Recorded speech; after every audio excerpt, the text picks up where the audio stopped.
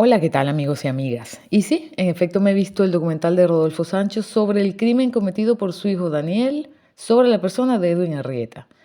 Pues lo he visto porque tengo acceso a HBO Max a través de una VPN, ni más ni menos. Pero como esto no es de interés, entramos entonces en materia.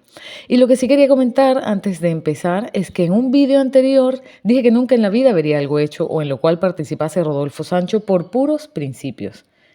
Pero en este caso sí que me he visto este documental, no tenía manera de no hacerlo. No directamente en HBO, por lo que creo que mi visualización al menos no le dará rating a ese documento audiovisual. Así que no pasa nada, lo he visto porque quería ver por mí misma si era lo que se comentaba por allí. En fin, pretendo comentarles este capítulo llamado capítulo cero y así lo haré. Pero primero que todo debo hacer énfasis en que me esperaba un despliegue de arrogancia y argumentos totalmente insostenibles. Y no he salido para nada defraudada. Lo que sí es cierto es que no es tanto así como se ha comentado por allí, o al menos yo lo he visto de esta manera. Pero aún tiene eso de arrogancia y justificación asquerosa, perdonando el adjetivo. Sí dice lo que dice y sí muestra ese desprecio por Edwin y su familia a grandes rasgos, debo decir que sí, que es así. Y pues así le preguntan a Rodolfo que si sabía si su hijo estaba en Tailandia y responde que sí, que Daniel le había dicho que iba a Tailandia a practicar Muay Thai y a grabar sus vídeos de cocina. Sus vídeos de cocina. Primer intento de sostener la coartada de Daniel. Lo bueno es que los hechos hablan más que las palabras. Daniel no grababa vídeos de cocina, se grababa a sí mismo de fiesta y de viaje, pero cocinando llevaba mucho tiempo sin grabar nada. Y cuando se grabó, cuando llegó a grabarse y a publicar en YouTube algo, no tuvo ningún éxito, así que hay que ser un poco crédulos para comprar esta coartada.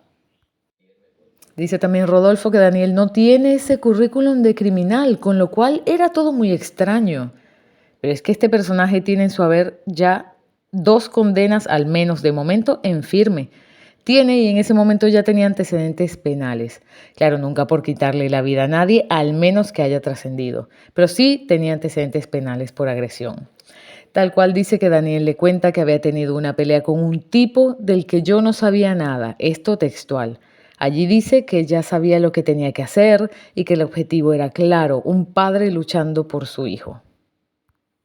También interviene en este documental el periodista Carlos Quiles. No lo sabía, entiendo que fue uno de los primeros, si no el primero en dar la noticia sobre lo que había hecho Daniel Sancho en Tailandia. Habla de lo viral que fue este caso desde sus inicios por ser quien era y es la familia de Daniel Sancho, por su abuelo y padre. También dice que uno de los elementos más llamativos es que había un tipo muerto repartido como si fuese alpiste por una granja. No sé si de manera despectiva o no, pero lo dice. Curiosamente, entonces también llama a Edwin tipo. Rodolfo comenta que ha agradecido vivir en Formentera, sitio en donde, por cierto, se grabó el documental, y que si hubiese vivido en Madrid hubiese sido acoso y derribo, así literalmente. Dice que no seguía lo que publicaba la prensa porque tenía que dirigir su energía en ayudar a su hijo. Curiosamente dice que se monta más follón del debido por ese motivo, por lo que pasó. Entonces, la conclusión para él es que si su hijo se declara en agosto del 2023 culpable de asesinato premeditado con descuartizamiento y la prensa se escandaliza por ello, eso es montar más follón de lo debido. Para él eso no es nada, es algo trivial. Se insertan en este documental muchos recortes, por llamarlo de alguna manera, de reportajes de prensa televisiva. Allí no me parece que haya tanto blanqueo porque ponen en duda cosas. Es decir, que en esos reportajes se habla de la confesión de Daniel Sancho y hasta resumen tweets de personas llamándole criminal, mm, que le quitó la vida a Edwin, etcétera, etcétera. Dice que no sabe muy bien por qué Edwin va a la isla, eso lo dice Rodolfo.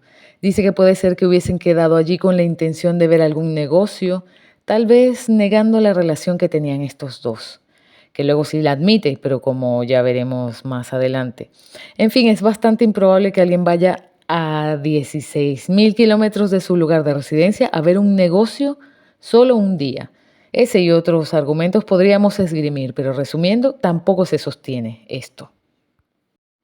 Rodolfo se muestra inseguro, sí que es cierto que duda bastante, mide mucho sus palabras, las piensa muy bien antes de decirlas. Se ve que ha sido difícil para él grabar esta entrevista, pero al decir que entiende que quedan allí en la isla Daniel y Edwin, también sin querer desmonta un poco la versión del acoso. Nadie queda en una isla lejana con su acosador. Nadie, nunca, bajo ninguna circunstancia. Esto es un sinsentido. Nadie se lo cree. Que ninguno quiere que a su hijo le estén obligando a nada. Otro intento de culpabilizar a Edwin. Imposible que un tío que vive en Colombia obligue a otro que vive en España a hacer nada que no quiera, o al menos es poco probable. Y la prueba más clara es que ambos quedaron en Tailandia, Edwin engañado y traicionado de la peor manera imaginable y Daniel con la intención clara de eliminar a Edwin del mapa sin haber llegado a arrepentirse en ningún momento en el proceso. Pero bueno, esto aún no se puede afirmar hasta que se sepa la condena. Y así llegamos, en mi opinión, a lo más ridículo de este documental. La periodista le pregunta si su hijo era influenciable y Rodolfo responde que Daniel estaba en una edad influenciable. Un hombre de 29 años. Dice, edad en la que de repente estás intentando que tus ilusiones de negocio cuajen. En esas edades eres más presa fácil. La periodista, muy acertada, le pregunta, ¿qué edad tiene Daniel? A lo que Rodolfo responde, 29. Es que parece hasta un chiste. Yo creo que en ese momento Rodolfo habrá hecho un gran esfuerzo por no cortar la entrevista o para no responder 18, por poner un ejemplo. Mi hijo Daniel tiene 18 años. Responder 29 ha tenido que ser un poco de golpe, un golpe de realidad para él. Pensaría en que tenía que seguir adelante sin importar lo que los demás pensasen que estaba diciendo. Vamos, algo totalmente sin sentido. Un hombre de 30 años influenciable. Es que hay de todo en la vida, pero no, es que no. Lo que sí hace es admitir la relación entre Daniel y Edwin, entre líneas, como ya he dicho antes. Primero la medio niega y luego la admite. La llama relación tóxica, pero la admite.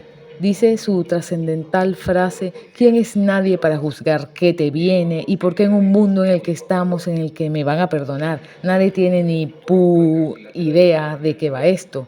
Y la periodista, igualmente muy acertadamente, lo frena. Le dice, Rodolfo, aquí sí te voy a frenar porque aquí sí hay algo de responsabilidad individual por lo que hace cada uno.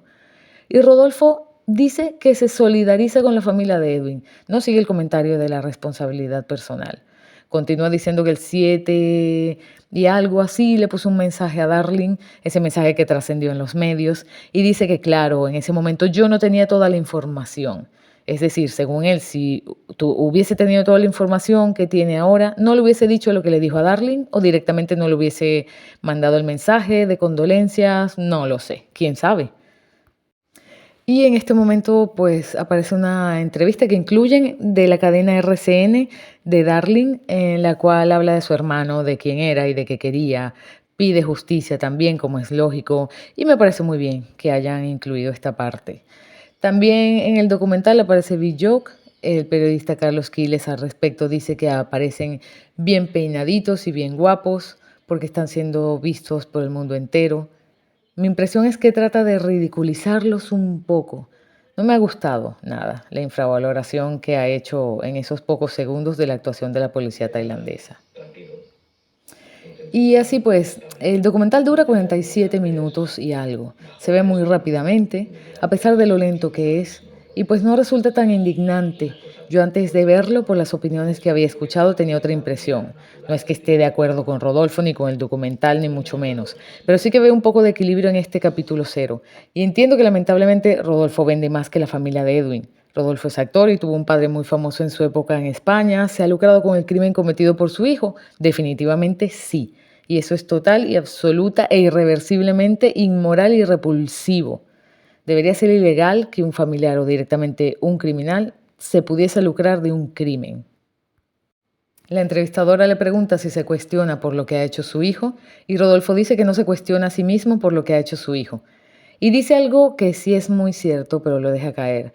Casi que no termina la frase, pero se entiende perfectamente que dice que esto no le ha pasado a él, que no lo ha hecho él, por lo que no tiene nada que cuestionarse.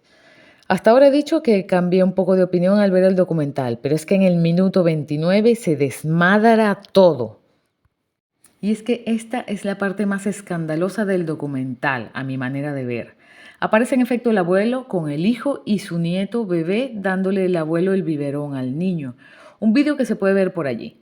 Luego lo carga a Rodolfo, al niño, y ponen una música sentimental que provoca una indignación que no se puede soportar.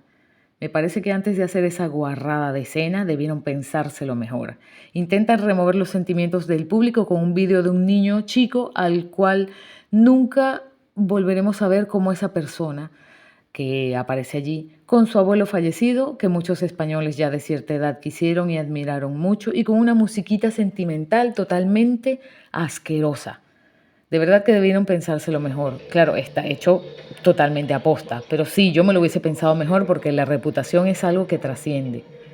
Los que tenemos un mínimo de moral vemos a un bebé de 29 años que después acabó con la vida de un hombre que lo quiso y luego lo cortó a trozos y estos los regó por toda una isla con el más absoluto desprecio y la más absoluta indiferencia. Eso es lo que yo veo allí. Luego, pues, más adelante le agradece su carrera a su padre, lo cual es totalmente cierto y sensato. Sin su padre no hubiese sido nadie. No es que ahora sea alguien, pero al menos se gana la vida con la profesión que le regaló su padre. Y casi al minuto 33, Rodolfo dice que Daniel sí es vanidoso y que la humildad se aprende con el tiempo y con las hostias, y sonríe, pero de una manera tan curiosa. Parece un borracho contándole a alguien la cantidad de copas que había bebido o simplemente una persona que está fuera de sus cabales. Es que es una sonrisa que da hasta miedo, o a mí me ha removido un sentimiento inidentificable por dentro. Hay como una desconexión con la realidad extraña, llamativa, curiosa. Y pues más adelante Rodolfo dice que en efecto ha sido una pelea lo que ha ocurrido y que ese hombre ha fallecido durante la pelea, que Daniel no acepta los cargos como están planteados y por eso se declara inocente. Dice que Daniel le contó que este tipo le había amenazado de muerte y con hacerle daño a su familia, que se defendió de una agresión sexual. Dice que Daniel les contó todo como fue. Por lo tanto, ya Rodolfo asegura que lo que pasó ha sido como lo ha contado Daniel, como es normal. Por otro lado, también le pregunta a la periodista que si cree que un descuartizamiento conlleva una condena moral, a lo que Rodolfo muy sensatamente responde que sí, a pesar de que al segundo siguiente dice que cualquiera en una pelea hubiese podido haber hecho lo mismo básicamente, y que el pánico y el miedo justifican ese descuartizamiento. No lo dice con estas palabras, pero es una justificación. Dice que en efecto solo Daniel en ese momento sabía que hay un tipo muerto y hay pena de muerte, como si nada, con desprecio. Sí, claro, un tipo muerto es una frase despectiva, se quiera admitir o no. Cita a Séneca, el cual según él dice que compadece a la persona que nunca haya pasado por algo malo, porque esa persona nunca va a conocer su verdadero potencial. Pues ya vemos cómo está descubriendo Rodolfo su verdadero potencial con el crimen que ha cometido su hijo. Casi es un afortunado porque con esta, vamos a llamarle experiencia, va a poder conocer su verdadero potencial. Igualmente, la entrevistadora le pregunta si le preocupa lo que pueda pensar la familia de la víctima y dice que le da pena que hayan perdido a un familiar. Pero enseguida pregunta, ¿lo que puedan pensar de qué? Es que yo tengo la impresión de que aquí hay dos víctimas. Conclusión, le importa nada lo que piense o sienta la familia de la víctima, porque para él, en su peculiar interior, Daniel y los Sancho también son unas víctimas. Es decir, esto ha sido un hecho fortuito en el cual Edwin ha perdido la vida por una carambola y ahora Daniel tiene que pagar por ello sin tener culpa de nada. Le compro eso de que las familias son víctimas, pero Daniel no es una víctima, es el victimario. Ya está, allí no hay más. Rodolfo dice que quiere que la verdad salga. Y allí yo me pregunto, algo muy importante. ¿Qué pasaría si Daniel le confesase con los ojos desorbitados y enrojecidos que premeditó todo? Si le contara lo que sintió cuando lo hizo y durante todo el proceso, lo que sintió al cortar en trozos a otro hombre que lo quería y confiaba en él. ¿Eso le gustaría escuchar a Rodolfo? Tal vez eso sería muy fuerte y por ende insoportable para un padre, ¿no? Afortunadamente para Rodolfo, no creo que Daniel le confiese eso nunca jamás. Y eso sí que va a ser una suerte para ese padre que intenta tapar el sol con un dedo. Si es que es cierto que ninguno de nosotros estábamos allí, pero también es igual de cierto que solo había dos personas y solo una de ellas salió con vida de esa habitación de hotel. Eso por sí solo ya dice mucho de lo ocurrido. Y así casi en el minuto 40 llegamos a la fantasiosa frase, yo llevo toda mi vida preparándome para esto. Y es que ni voy a calificar esta frase porque me parece que es de un nivel de infantilismo tan de vergüenza ajena que me siento mal yo misma siquiera mencionándola. Es tan de niño bocón que la verdad es que no pienso ni detenerme aquí y ya me he detenido mucho. Aquí se parece tanto al arrogante fantasioso del hijo Es que es tan desligado de la realidad que vamos. Luego se pone a filosofar y se hace un poco pesado escuchar al padre de un criminal decir palabras huecas y frases hechas que se las lleva el viento, porque se les viene lo que se les viene y para toda la vida, que filosofee todo lo que quiera y que justifique lo que quiera, pero al final sí que da pena. Sus intentos de sentirse fuerte y victorioso son vacuos. Luego nos dan un pequeño adelanto de lo que será el siguiente capítulo, que saldrá después de que se conozca la condena. Lo dice expresamente al inicio del capítulo 0. En el siguiente entrevistan a una amiga de Edwin y también incluyen una entrevista anterior de Darling y así le dan voz a la parte acusatoria, a las víctimas, lo cual ha estado bastante bien. Te da perspectiva. Como ya he dicho, eso es un adelanto de la segunda parte y nada, hasta aquí llega el documental. En conclusión, este no es más que otro capítulo en esta historia. Tampoco es tanto como se decía. Por eso no me arrepiento de haber visto este documental. Me siento bien de haberlo visto con mis propios ojos. Pero bueno, tampoco hay que minimizar el hecho de que sí que se ha hecho un semi-blanqueamiento del delincuente Daniel y sí se ha lucrado del crimen cometido por su hijo, este padre que quiere hacerse ver como un padre coraje. Y es que es inevitable que en un futuro, cuando Rodolfo salga en la tele o estrene alguna película, evoquemos sus acciones y actitudes de hoy frente a esto tan terrible que ha hecho su hijo, el cual, no está de más recordarlo, pretendía presuntamente deshacerse de Edwin y olvidarlo para siempre. Y ahora, gracias a sus propias acciones, Edwin lo va a acompañar hasta el fin de sus días. O eso creo, porque en el caso de que Daniel sea una especie de psicópata, por decirlo de alguna manera, o algo o alguna otra cosa, lo más lógico es que no sienta ni remordimientos ni culpa ninguna. Lo único que tal vez le hace sentir mal o le haría sentir mal en ese caso sería que lo hayan pillado y que esté metido en este lío. Y así pues, sin más que agregar, salvo agradecerles haber llegado conmigo hasta aquí y pedirles que se suscriban a mi pequeño canal para más contenido de este tipo, me despido hasta la próxima. Besos y gracias.